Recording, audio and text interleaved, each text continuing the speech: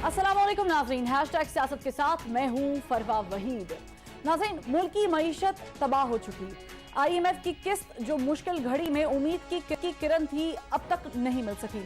सियासत में आए बहरान ने सब कुछ मलियामेट कर दिया कि ना तो अदालती फैसलों पर अमल हो रहा है, ना आइन को खातिर में लाया जा रहा है और ना ही सियासी जमातों के माबैन वजादारी नजर आती है। लिहाजा मुल्क की इस्तेहकाम दांव पर लग गया है। इस वक्त मुल्क की 2 सूबाई असम्बलियां तहलील हैं। आइन के मुताबिक 90 दिनों में इंतखाबात होने थे, मगर सुप्रीम कोर्ट के अज खुद नोटिस केस में दिए जाने वाले हुक्म के बावजूद इस पर अमल होता नजर नहीं आता। लिहाजा कोर्ट का 5 रुकनी बेंच इस केस की दोबारा समाअत कर रहा है कि क्या इलेक्शन कमीशन इंतखाबात को डिले कर सकता है या फिर नहीं। अब एक जानिब कोर्ट अपने फैसले पर अमल दरामद को देख रही है, तो दूसरी जानिब सुप्रीम कोर्ट के ही मुअज़्ज़ज़ जजेस सवाल उठा रहे हैं कि इस केस में सुमोटो बनता ही नहीं। सुप्रीम कोर्ट के जजेस के खिलाफी नोट का सहारा लेकर इत्तेहादी हुकूमत ने सर जोड़ लिए कि सुप्रीम कोर्ट अज खुद नोटिस केस के कानून में तरमीम की जाए। लिहाजा गुज़श्ता रोज कौमी असम्बली के इजलास में वज़ीर आज़म पाकिस्तान मियां मोहम्मद शहबाज शरीफ ने हाउस से सुप्रीम कोर्ट के सुमोटो के हवाले से तरमीम का तकाजा कर दिया, जिस पर कल और आज बहस हुई। अदालती तरमीम पर बात करते हुए वज़ीर दिफा ख्वाजा आसिफ ने कौमी असम्बली सब में कहा कि हम सुप्रीम कोर्ट की पावर्स कब नहीं कर रहे, अपना हक इस्तेमाल कर रहे हैं। इसके लिए हमें अपॉलोजेटिक होने की जरूरत नहीं। बाज लोग जो है मीडिया पे और अदरवाइज जो है ये इंप्रेशन देने की कोशिश कर रहे हैं कि हम कोई सुप्रीम कोर्ट की पावर्स को यूजर्व कर रहे हैं। कथित तौर पे कोई यूजर्व नहीं कर रहे हैं हम सुप्रीम कोर्ट की पावर्स को, बल्कि ये ऐवान जो है अपना हक इस्तेमाल कर रहा है, कानून साजी का अपना हक इस्तेमाल कर रहा है, लेजिस्लेशन का अपना हक इस्तेमाल कर रहा है जो आईनी हक है। और हम जो है इस सारे प्रोसेस को ट्रांसपेरेंट कर रहे हैं। और मैं यहां पे एक और बात यहां पे कहना चाहूंगा, जनाब यूसुफ रजा गिलानी साहब को जिस तरह डिस्क्वालीफाई किया, सिटिंग प्राइम मिनिस्टर को जिस तरह डिस्क्वालीफाई किया गया, क्या वो कानून जो है उसमें नजरसानी नहीं की जा सकती? 209 जो है उसमें भी नजरसानी होनी चाहिए। कौन लोग ये बात करते हैं कि हम तजावुज कर रहे हैं अपनी पावर से? हम तजावुज नहीं कर रहे, हमें आईन ये हक देता है। जनाब वाला, हमें अपोलोजेटिक होने की जरूरत नहीं है। अगर हम 2 दिन में लेजिस्लेशन कर रहे हैं, तमाम तर जो है लवाजमात हमने पूरे किए हैं। वज़ीर ख़ारजा बिलावल भुट्टो ज़रदारी ने ऐवान में बात करते हुए कहा कि हम जमहूरियत खेलते रहे, आइन की बालादस्ती की बात करते रहे, मगर जवाब में गैर आइनी और गैर जमहूरी कदम उठाए जाते रहे। उन्होंने इल्जाम आयद किया कि 2008 से एक इदारा साजिश में शामिल है, हम कानून के जरिए जवाब देंगे। हम तो जमहूरियत खेलते रहे, हम आइन का बालादस्ती, आजाद अदलिया, आजाद मीडिया, हम तो यही बातें करते रहे। लेकिन इनका जवाब में, हमारा हर जमहूरी कदम के जवाब में एक गैर जमहूरी गैर आईनी कदम उठाया जाता है। हुकूमत पाकिस्तान को, खासतौर पर वजीर आजम साहब को, वजीर कानून को हम कहते हैं कि it's too little too late कि आप ये कानून लेकर आ रहे हैं। हमारा सुप्रीम कोर्ट में जमहूरियत अगर बहाल हो रहा है तो इस कानून से होगा, जहां 1 मैन 1 वोट, जो डिक्टेटोरियल अप्रोच होता है। चीफ जस्टिस की मर्जी कानून क्या है, चीफ जस्टिस की मर्जी आइन का क्या है, ये रवायत हम तोड़ने जा रहे हैं। मैं इस फ्लोर पे, I am on the record, we were blackmailed by the judiciary into passing the 19th amendment. कौमी असम्बली में मौजूद तहरीक इंसाफ के रहनुमा मोहसिन लगारी ने कहा कि आईनी तरमीम जरूर करनी चाहिए, मगर सुप्रीम कोर्ट पर हमारी पावर नहीं है। सुमोटो के हवाले से बेंच बनाना प्रोसीजरल प्रोसेस है जो कि सुप्रीम कोर्ट का हक है। हम पार्लियामेंट जो है सर, हम बिल्कुल सुप्रीम है। जो restrictions and powers of all courts except the supreme court, except the supreme court कहता है, तो इसका मतलब है कि सुप्रीम कोर्ट को वो इससे हटा देता है कि सुप्रीम कोर्ट के ऊपर जो है हमारी इसकी पावर नहीं है जुरिस्डिक्शन की। जो चीजें हम इसमें लेके आ रहे हैं सर, इसमें अगर हम बात कर रहे हैं कॉन्स्टिट्यूशन ऑफ बेंचेस की, या हम इसमें कर रहे हैं सर अपील, ये सारी चीजें प्रोसीजरल चीजें हैं सर। ये प्रोसीजरल चीजें हैं। प्रोसीजरल चीजें जो हैं वो सुप्रीम कोर्ट ने अपनी खुद करनी है सर। हम उसके प्रोसीजर्स के अंदर हम नहीं इंटरफेयर कर सकते। हुकूमत अदालती तरमीमी बिल पास करने में तो कामयाब हो गई, मगर सवाल यह है कि तहरीक इंसाफ को लेकर जिस किस्म की कन्फ्रंटेशन सामने आ रही है, इसका खात्मा करने में कामयाब क्यों नहीं हो रही?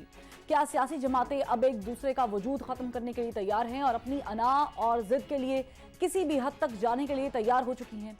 एक जानिब पैसे ना होने के बहाने पर इलेक्शन के इल्तवा पर सुप्रीम कोर्ट कह रही है कि हमारी तनख्वाहें काट कर इंतखाबात मुनक्कद करवा लिए जाएं, तो दूसरी जानिब रहनुमा तहरीक इंसाफ फवाद चौधरी ने मीडिया से बात करते हुए कहा कि अगर हुकूमत के पास इलेक्शन करवाने के लिए 10 अरब रुपए नहीं है तो एटमी प्रोग्राम रखने पर सवाल पैदा हो जाते हैं। $10 मिलियन भी नहीं है अपना इलेक्शन करवाने के लिए, क्या उसे एटमी प्रोग्राम जो है वो उसको रखना चाहिए? क्या उसे लॉन्ग रेंज मिसाइल्स प्रोग्राम रखने चाहिए? और IMF ने पहले ही कह दिया कि इलेक्शनों से हमारा ताल्लुक नहीं है। बहुत ही खतरनाक आर्गूमेंट हुकूमत दे रही है और ये आर्गूमेंट कि पाकिस्तान बहैसियत रियासत एक नाकाम रियासत है, हुकूमत की तरफ से ये आर्गूमेंट एडवांस करना जितनी इसकी मजम्मत की जाए उतना कम है। इंतखाबात की राह में रुकावट पैसे ना होने हैं, सिक्योरिटी इश्यूज हैं या फिर कोई किसी की पॉपुलैरिटी से खाइफ है, मामला सुलझता नजर नहीं आता। अब सवाल यह है इलेक्शन होंगे या नहीं और मुल्क की मईशत संभल पाएगी या दिवालिया होने की जानिब कदम बढ़ेंगे। बहरान एक नहीं कई हैं और सियासी जमातें मिल बैठकर मामला तय करने की बजाय बाहम दस्तोगिरेबां हैं। इस सियासी चप्पलिश का क्या नतीजा निकलेगा, इस पर मैं आज का पैनल आपको इंट्रोड्यूस करवा देती हूँ। हमें पाकिस्तान तहरीक इंसाफ के रहनुमा एजाजुल हक साहब ने ज्वाइन किया, इनके साथ साथ साबिक सदर Supreme Court bar association Amanullah Karnani साहब भी हमारे साथ मौजूद है और इनके साथ साथ माहिर कानून आरिफ चौधरी साहब भी हमें ज्वाइन कर चुके हैं। तीनों का बहुत शुक्रिया। मैं एजाजुल हक साहब आपसे जो है वो डिबेट का आगाज करूंगी, लेकिन पहले मैं ज़ाहिर हम लीगल मामला भी डिस्कस करेंगे, लेकिन पहले मैं ये जानना चाहूंगी कि आपने अपनी पार्टी जो है वो जम की है पाकिस्तान तहरीक इंसाफ में, आप अब भी फैसला कर चुके हैं कि आप PTI के टिकट से इलेक्शन लड़ेंगे और क्या मतलब ये कैसे चलेगा? आप एक अरसे से अकेले सियासत कर रहे थे, अब क्या हुआ कि आपने पाकिस्तान तहरीक इंसाफ का सहारा लेना शुरू कर दिया या नजरियात मिलना शुरू हो गए?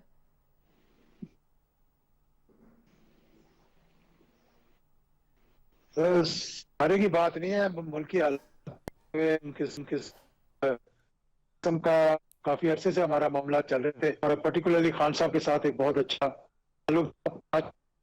उनकी खत्म होने हमारी थी और वो तसलसल अभी तक चल रहा था, लेकिन अभी इत्तेहाद कह लें इसको, उनके साथ मिलना कह के निशान पे इलेक्शन लड़ने जिसका माजी भी वो लड़ती नहीं है। जो हालात नजर आ रहे थे वो बिल्कुल ही छोटी बात है, इतना किसी के साथ मिलकर।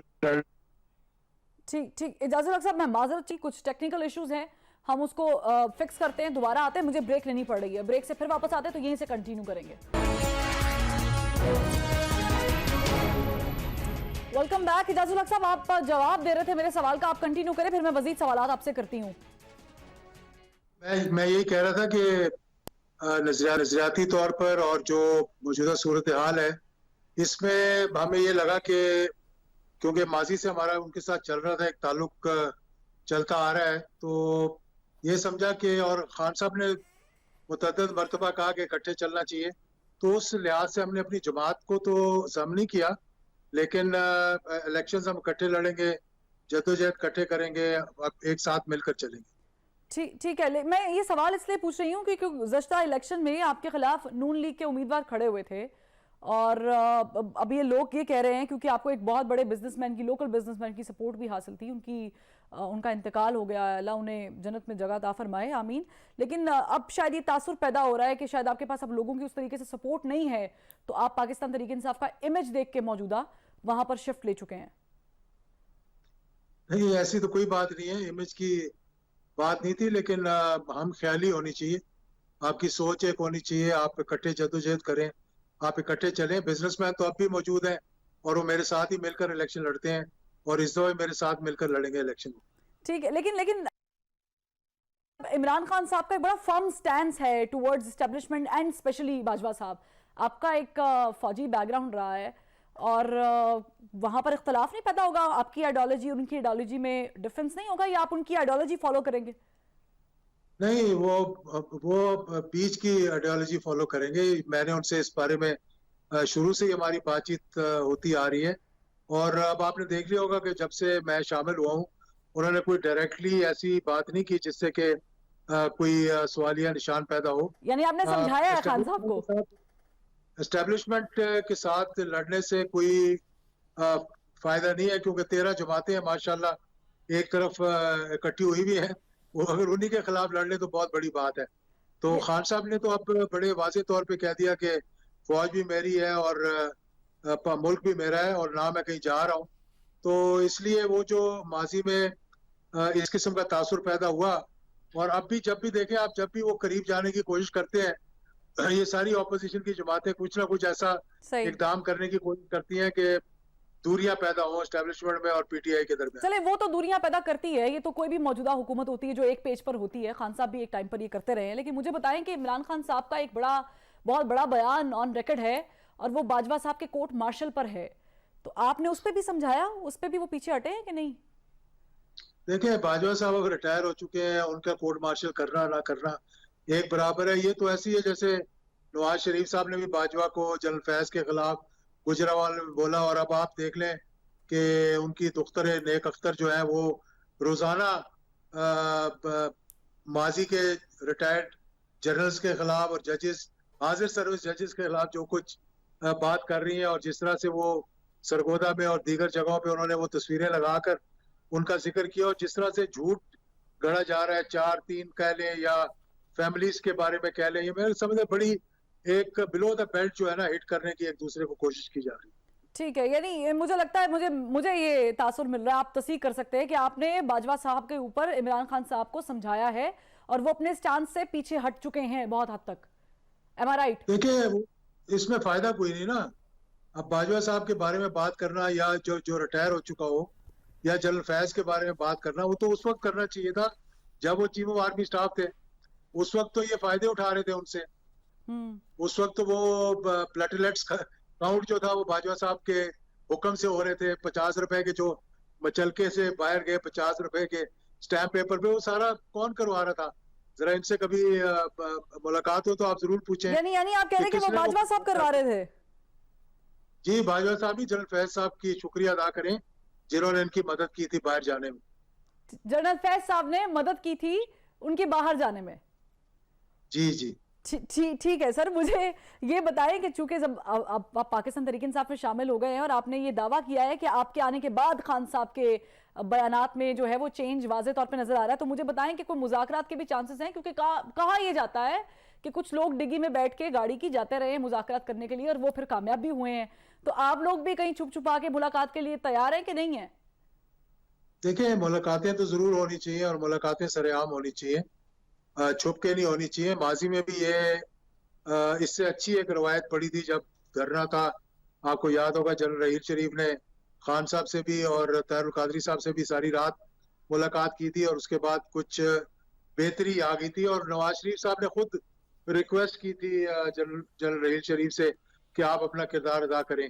तो हम भी ये कहेंगे कि जो स्टेक होल्डर्स हैं उन सबको एक पेज पे होना चाहिए, महाजराई खत्म होनी चाहिए, और मुल्क को आप इस जो डिस्टेबिलिटी का माहौल बना हुआ है जिसमें कोई कंटिन्यूटी नजर नहीं आ रही, जिसमें कि आपके बाहर के लोग भी ये देख रहे हैं कि हुकूमत जो है वो सही मानों में खड़ी नहीं है और इलेक्शंस नहीं करवाना चाह रही, तो इससे एक अच्छा तासुर नहीं जा रहा। IMF से लेकर और आपके पड़ोसी ममालिक तक, यानी आपके जो साथी थे वो अब आपका आहिस्ता आहिस्ता साथ छोड़कर जा रहे हैं, और उसकी यही वजह है कि वो देख रहे हैं कि मुल्क के अंदर इस किस्म के हालात जो पैदा किए गए हैं। और फिर आप देखें कि जिस तरीके से लोगों की तस्लील की जा रही है, आटा ही बांटते बांटते 10 लोगों की जानें ले चुके हैं, 10 से ज्यादा लोगों की। 3 लोग तो भावलनगर में हमारे हल्के के अंदर बेचारे शहीद हुए हैं आटे की तलाश में। तो ये चीजें खत्म तभी हो सकती हैं जब एक अच्छा माहौल पैदा हो, गुफ्त शनीद के साथ मामला तय करें। मैंने तो कई मरतबा कहा है ये, और दोबारा तो ये पॉलिटिकल है जिनके साथ आपने गुफ्त शनीद करनी है, वो तो मामलात में पॉलिटिकली के साथ करते हैं ना, कोई पॉलिटिकल के साथ तो नहीं करते। अच्छा, वो पॉलिटिकल को आप दोबारा पॉलिटिकल करेंगे? मुल्क के लिए तो कोई ए पॉलिटिकल नहीं है ना, सियासत में ए पॉलिटिकल जरूर हो, लेकिन जब पाकिस्तान की बात आ जाए, पाकिस्तान के आइन की बात आ जाए, पाकिस्तान के सालमियत की बात आ जाए, तो फिर कोई ए पॉलिटिकल नहीं है, एवरीबॉडी इज आंसरेबल देन। ठीक है आरिफ चौधरी साहब, चूंकि आइन का जिक्र हुआ है और आज आपने देखा है कि एक तरमीम जो है वो लाई गई है, तो जो तरमीम आज पार्लियामेंट में लाई गई है, इससे जरा ये कहते हैं कि साकिब निसार और इफ्तिखार चौधरी साहब के ज़माने के केसेस के फैसले में भी अपील का हक मिल गया है। नहीं, मैं आम अल्फाज में पूछूं तो कोई नवाज शरीफ साहब की वापसी के लिए वो जो प्लान मुरतब करना था वो हो गया?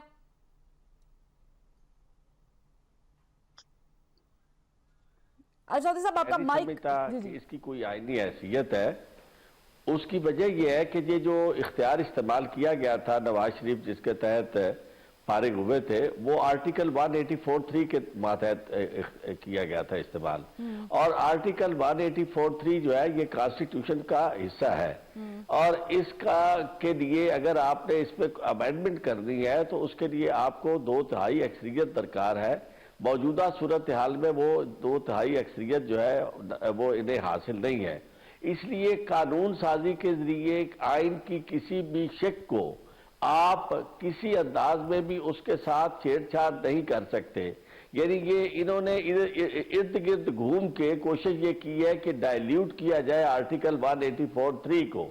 तो एक बात मैं आपको अर्ज करूं कि ये जो आइन बना था तो उस वक्त 2 चीजें तय हो गई थी, और इसे यूं समझे कि ये एक अनरिटन कॉविनेंट था कि पार्लियामेंट जो है वो मुदाखलत नहीं करेगी सुप्रीम कोर्ट के प्रोसीजरल मामलात में, और सुप्रीम कोर्ट जो है वो मुदाखलत नहीं करेगी पार्लियामेंट के प्रोसीजरल मामलात में। और आज जो इन्होंने किया है, इन्होंने सारे का सारा जो सुप्रीम कोर्ट का प्रोसीजर जिसे कॉन्स्टिट्यूशन ने प्रोटेक्ट किया है कि सुप्रीम कोर्ट अपने रूल्स बना सकती है, खुद बनाती है, उसको इन्होंने कोशिश की है, उस पर ओवरडूइंग की है, और उससे इन्होंने कोशिश की है डाइल्यूट करने की, बल्कि चेंज करने की। तो मैं ये समझता हूं कि ऐसी लेजिस्लेशन जो सामने रख के किसी शख्स के खास उसको पर्पज भी सामने रख के की जाती है, वो लेजिस्लेशन जो है वो कभी कायम नहीं रहती। और इस तरह की जजमेंट्स जो है इंडिया में भी पास हुई इंदिरा गांधी के जमाने में, जब बार बार उनके खिलाफ जो केसेस बनते थे या फैसले होते थे, उसको फिर सुप्रीम कोर्ट में चैलेंज किया जाता था, तो उन्होंने सुप्रीम कोर्ट के इख्तियार, सुप्रीम कोर्ट में जो फैसले किए गए थे उसको यानी पार्लियामेंट में ले गए, तो पार्लियामेंट में जब कानून साजी हुई तो उसको सेटिसाइड किया इंडियन सुप्रीम कोर्ट ने। तो आज मैं ये समझता हूं कि पाकिस्तान की कोर्ट जो है वो भी इसी तरह, उनका भी यही रहा है सिलसिला कि कोई ऐसी लेजिस्लेशन जो आइन से के बेसिक स्ट्रक्चर के टच स्टोन पे पूरी ना उतरती हो और फंडामेंटल राइट्स के खिलाफ हो, उसे बिल्कुल सेटिसाइड करती है सुप्रीम कोर्ट। ये कोशिश ये कर रहे हैं, इनके ज़हन में ये है कि ये जो डिवीजन इन्होंने अपने तौर पर समझते हैं कि क्रिएट कर ली है 97 की तरह, बल्कि उसका फायदा उठा के ये चाहते हैं कि जनाब आप जो कुछ कर लेंगे, जब ये सुप्रीम कोर्ट में जाएगा तो सुप्रीम कोर्ट जो है वो डिवाइडेड है और वो इस पर हमें कुछ नहीं कहेगी और हम कामयाब हो जाएंगे। तो मैं नहीं समझता कि ये कोई पाकिस्तान के लिए किसी तौर पर भी कोई खुशायद बात हो। चीफ जस्टिस की हैसियत जो है वो गैर मुतनाज़ होती है। सुप्रीम कोर्ट बिल्कुल करेगी, इंटरफेयर करेगी। उसकी वजह यह कि ये लेजिस्लेशन जो है सुप्रीम कोर्ट के फैसलों को सेटिसाइड करने के लिए है, और सुप्रीम कोर्ट के फैसलों को सेटिसाइड करने के लिए जो लेजिस्लेशन होती है उसे तो सुप्रीम कोर्ट सेटिसाइड करती है। और दूसरी बात मैं आपको एक अर्ज करूं कि जिस तरफ ये जाने की कोशिश कर रहे हैं, सुप्रीम कोर्ट का चीफ जस्टिस जो है वो उसका पिवटल रोल होता है, और अगर वो पिवट ना हो तो उसके बाद सुप्रीम कोर्ट, जब चीफ जस्टिस नहीं होता तो सुप्रीम कोर्ट नहीं होती।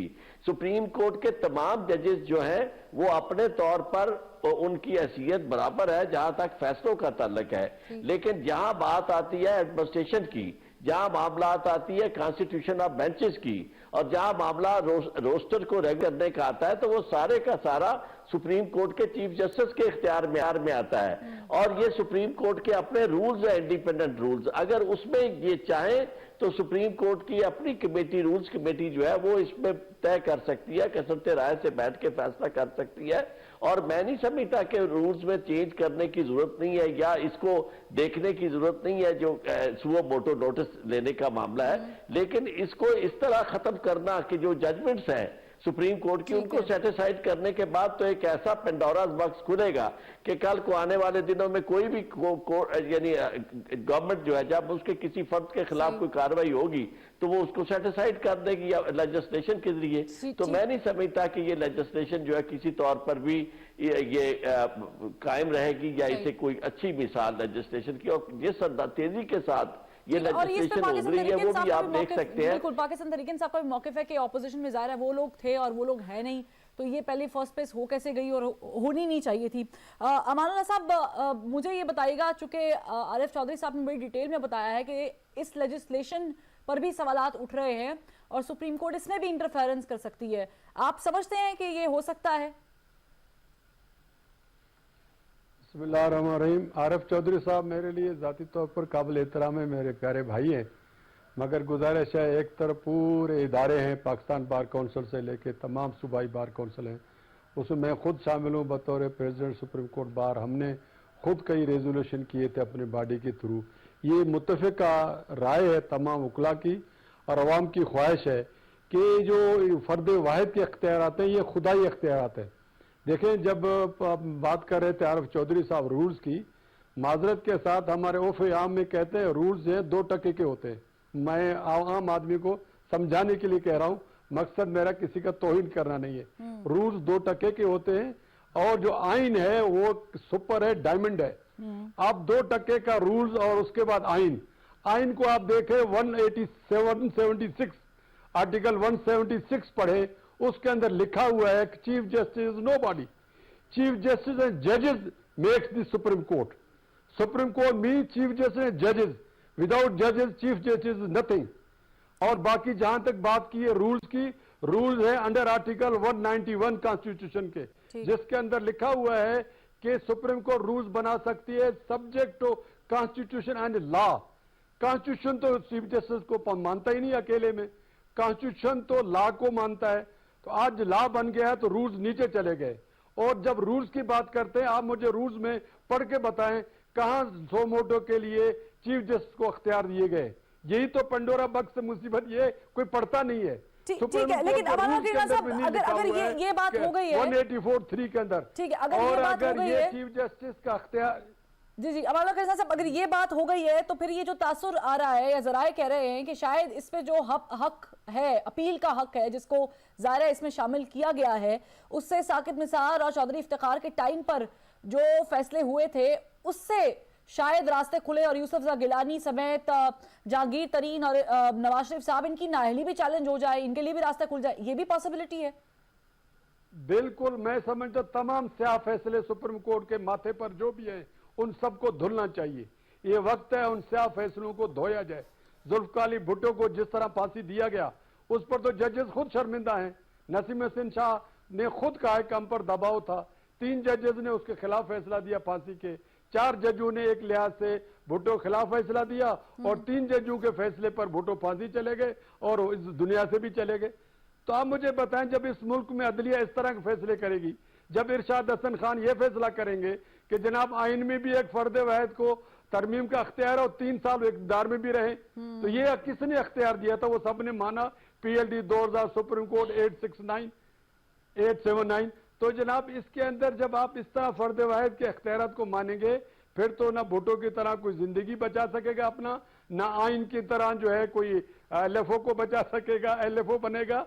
तो गुजारिश ये है कि ये फर्द वाहिद के अख्तियार चीफ जस्टिस को सुप्रीम आईन पाकिस्तान रिकॉग्नाइज नहीं करता है।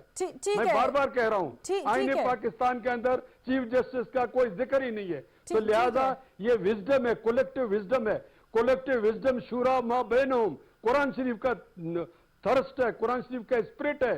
आप खुदा के स्पिरिट के खिलाफ बात कर रहे हैं। ये तो खुदाई हुक्म है कि जब भी बात करो मशवरा करो, सवाए खुदा के सही। उसको मशवरे की जरूरत नहीं है।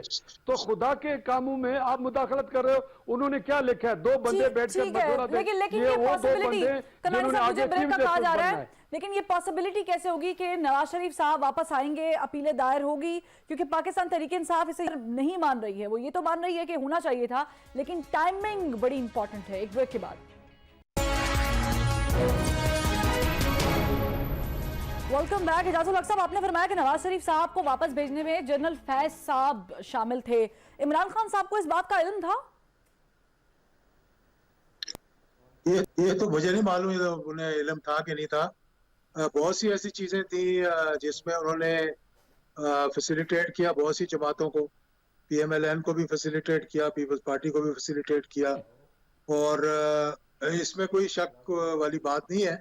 मुझे नहीं मालूम कि उनको इल्म था कि नहीं था। मैंने इस सिलसिले में कभी मेरी उनसे बात नहीं हुई। तो ये जो अभी रिलीफ मिल रहा है, जो बार बार इमरान खान साहब कहते हैं कि एनआरओ 2 लेकर आइए, पीडीएम एनआरओ 2 लेकर आइए, इसमें किसका हाथ है? ज़ाहिर जनरल फैज तो नहीं हो सकते? नहीं, जाहिर है वो तो नहीं हो सकते। वो तो उनको तो हटाकर ये रिजीम चेंज का मामला शुरू हुआ था ना, फिर वो एनआरओ तो हुआ है, इसमें तो कोई शक वाली बात नहीं है। क्योंकि ये वही लोग थे जो माजी में फौज के खिलाफ बातचीत करते रहे, और जिस तरह गुजरावाला के जलसे में हुआ, और भी बयान बहुत से ऐसे थे जो कि हुए, लेकिन उसके बाद कोई रास्ता उनका निकल आया, जिस तरह के माजी में भी होता रहा। इस तरह कभी एक हुकूमत कभी दूसरी हुकूमत। लेकिन ये अमूमन ये होता था कि जब किसी पॉपुलर हुकूमत को हटी है, तो ऐसा हुआ है कि मार्शल लॉ लगा है, यानी कि 99 में भी लगा, उससे पहले भी मार्शल लॉ लगा। तो अब इस दफा ये हुआ है कि एक अनपॉपुलर गवर्नमेंट लाई तो इस नजरिए से नहीं गई थी, क्योंकि 14 जमातें थी या 13 जमातें थी, जितनी भी थी, कि वो आएंगी और वो शायद कोई जादू की छड़ी मतलब के पास है। लाई गई से क्या मुराद है? वो तो कहते हैं हमने आईनी तकाजा पूरा किया। किस आईनी तकाजा? तो ये सारे मिलकर 24 घंटे नहीं हुकूमत चला सकते। उसको छोड़े ना आप कि कौन सा आईनी तकाजा था जो पूरा किया इन्होंने। जिस तरह हुआ था वो सारे दुनिया को पता है, कोई सिर्फ हम आपस में नहीं सर, थोड़ा सा क्लियर करके बता देना। अब आपको किस चीज की शर्म और झिझक है? ज़ाहिर है आप ओपन, आप यू वोकल अबाउट इट। नहीं, जब सारी दुनिया कह रही है कि रिजीम चेंज था, तो रिजीम चेंज कोई आइन के जरिए तो नहीं होता ना। सर, सारी दुनिया नहीं कहती, सिर्फ पाकिस्तान तहरीक इंसाफ का ये मौकिफ है। रात के 12 बजे जब अदालतें खुल जाती हैं और प्रिजन की वैन्स आ जाती हैं, तो फिर मामलात आइन से हटकर भी, आइन से मारवा भी हो जाते हैं कई। तो ये जो रिजीम चेंज था, इसमें फॉरेन हाथ भी शामिल था, जैसे कि इमरान खान साहब ने शुरू में बोला अमेरिका का हाथ है। देखिए, उन्होंने बोला शुरू में, इसमें कोई शक नहीं है, साइफर एक हकीकत है, और साइफर जो है वो ये पहली दफा नहीं आया। इस किस्म के साइफर आते रहते हैं, लेकिन ये साइफर जो था, इसमें जरा थोड़ा सा उन्होंने अपने ख्वाहिशात का इजहार कर दिया था, क्योंकि इमरान खान ने एक दो वजूहात थी। एक तो उन्होंने ड्रोन हमले बंद करवा दिए थे, दूसरा उन्होंने जो है वो एब्सोल्युटली नॉट कह दिया, तो जिससे उनको जरा थोड़ा सा अच्छा लेकिन आज उनकी फर्म बड़ी अच्छी काम कर रही है। तो उनके हक में बयान भी आ रहे हैं, खलमे खलीलजाद भी उनके बयान देते हैं। उनकी फर्म तो अच्छी काम कर रही है अमेरिका के साथ। देखिए, जब ये तो बहुत अच्छी बात है, मैं कहता हूँ कि अमेरिका से लड़ाई कोई लड़ने का तुक ही नहीं है। क्यों लड़ना चाहिए किसी के साथ? इतनी बड़ी हुकूमत है जो 1947 नहीं सर, वो रिजीम चेंज में रहे हैं ना। इनिशियल बयान ही इमरान खान साहब का ये था। वो उनको जो खदशात थे उन्होंने उसका इजहार कर दिया। अब इसका ये मतलब तो नहीं कि सारी उम्र के लिए कि जी आपकी मेरी कुट्टी होगी, अब हम आपस में बात भी नहीं करेंगे। चले सर, मुझे आज ये क्लियर कर दे, मेरे नॉलेज के लिए, मेरे नाकिस नॉलेज के लिए मुझे क्लियर कर दे, हमारे यहाँ पे रिजीम चेंज या गवर्नमेंट आना जाना अमेरिका से होता? नहीं, अमेरिका की ख्वाहिशात शायद होती हो, मुझे इसका मालूम नहीं है, लेकिन होता तो सब कुछ शायद नहीं ना सर, अगर मगर नहीं ना सर, अगर मगर इफ एंड बट्स नहीं ना सर। देखिए ना, इफ एंड बट्स तो मैं कर भी नहीं रहा ना। मैं तो ये कह रहा हूँ कि ख्वाहिशात के मुताबिक होता है। उनकी ख्वाहिश कई मरतबा होती होगी, इसमें कोई शक नहीं। जिस तरह इस दफा उन्होंने साइफर के जरिए धमकी दी, और जिस तरह उन्होंने 2001 में ये कहा था, इधर you are with us or not with us, and we will, you know, if you not with us then we will send you back to the stone ages. तो वो भी एक इनडायरेक्टली अपनी ख्वाहिश का इजहार किया था ना। ठीक है, यानी अब जो है वो पाकिस्तान तहरीक इंसाफ के जो मामला अमेरिका के साथ बिल्कुल अच्छे जा रहे हैं अभी तक, तो हमें लग रहा है, तो उससे हम एक और रिजीम चेंज देख रहे हैं। जिस किस्म के बयानात आ रहे हैं तो वो खुशाइंदी है ना, उसमें कौन सी बुरी बात है। अगर उनके कांग्रेसमैन सेनेटर्स कह रहे हैं कि मुल्क के अंदर ह्यूमन राइट्स वायलेशन हो रही है, इलेक्शंस पोस्टपोन करवाए जा रहे हैं जबरदस्ती, गलत बयानिए बनाए जा रहे हैं, 4-3 4-3 4-3, हालांकि है 3-2 है, हर किसी को मालूम है, लेकिन इतनी दफा झूठ बोलो कि सच लगने लग जाए। ठीक है सर, मैं फिर साथ वाले हमारे साथी मौजूद है, उनको भी जो है हमारे कानून को भी शामिल गुफ्तगू करती हूँ। चौधरी साहब, बिलावल भुट्टो जरदारी साहब ने कौमी असम्बली के फ्लोर पे खड़े होकर वजीर आजम साहब को मुखातिब करके कहा कि जिन्होंने आइन शिकनी की, he meant by Imran Khan and सदर आरिफ अलवी, उनके खिलाफ कोई कार्रवाई नहीं हुई, कार्रवाई होनी चाहिए। आर्टिकल 6 लग सकता है, पॉसिबिलिटी है मौजूदा गवर्नमेंट की, क्योंकि बड़ा हार्ड स्टैंड ये भी ले रहे हैं। देखिए, आर्टिकल 6 तो उनके खिलाफ लगता है जो आइन को एब्रोगेट करते हैं, सबवर्ट करते हैं या होल्ड इन अबेयंस करते हैं।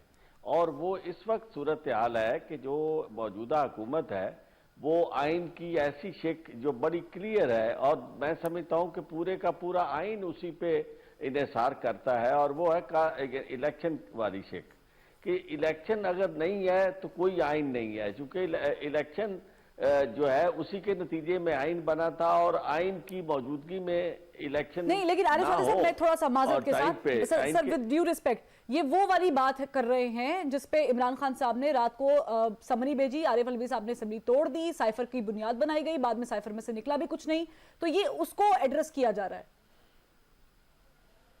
देखिए, साइफर वाली बात जो है ना, वो कभी कहीं उसकी तहकीक नहीं हुई, और क्या निकला है क्या नहीं निकला। और दूसरी बात यह है कि साइफर जो है वो तो मौजूद है, और साइफर का मौजूद होना बजाय खुद इमरान खान की इस बात को तो उन्हें बरी जिम्मा करार देता है कि उन्होंने कहा जी ये साइफर है, और वो साइफर जो है उसमें किसी तरह का कोई इख्तलाफ नहीं है। खुद उस कमेटी ने भी कहा, जो आपकी सिक्योरिटी कमेटी, सर ये लेकिन नेशनल सिक्योरिटी ने हुआ सर इसको रिजेक्ट किया था। सर मैं अर्ज करता हूं कि ये बातें सारी की सारी यानी अब यहाँ अजीबोगरीब सूरत हाल पाकिस्तान में हो रही है कि जो आइन को सबवर्ट कर रहे हैं, जो आइन के खिलाफ चल रहे हैं, वो दूसरों के लिए कह रहे हैं कि जनाब आइन शिकनी के उनके खिलाफ। मैं तो हैरान होता हूँ कि जब सारी मैं सुनता हूँ। ठीक है सर, अमानुल्लाह करवानी, सवाल मेरा बिल्कुल यही सवाल आपसे भी है, लेकिन चूंकि मुझे ब्रेक लेनी पड़ेगी, एक ब्रेक के बाद फिर मैं आपसे सवाल करती हूँ।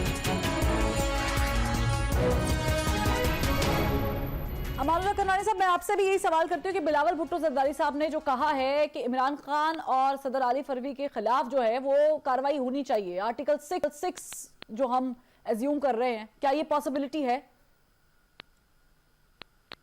देखिए, पॉसिबिलिटी तो हुकूमत तय करेगी, क्योंकि हुकूमत का डिस्क्रिशन है आर्टिकल 6 को एक्सरसाइज करना। बाकी जहाँ तक आइन शिकनी है वो तो बनती है, जिस तरह स्पीकर ने जो है वोट ऑफ नो कॉन्फिडेंस को फेल करने की कोशिश की, जो आइनी तकाजा था जिसके अंदर विद इन वीक जो है वोटिंग होनी थी, जिसको उन्हें इजलास को प्रोरोग कर दिया बगैर किसी वजह के, और ये आइन के तकाज़ों के खिलाफ था।